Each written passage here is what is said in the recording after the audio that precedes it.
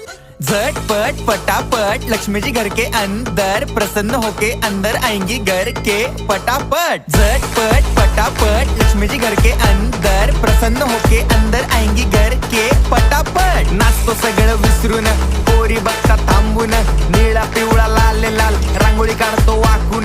सणासुदीला रांगोळी काढ, भाऊचा बर्थडे रांगोळी काढ, नवीन वर्ष रांगोळी काढ, कलर उरला रांगोळी काढ।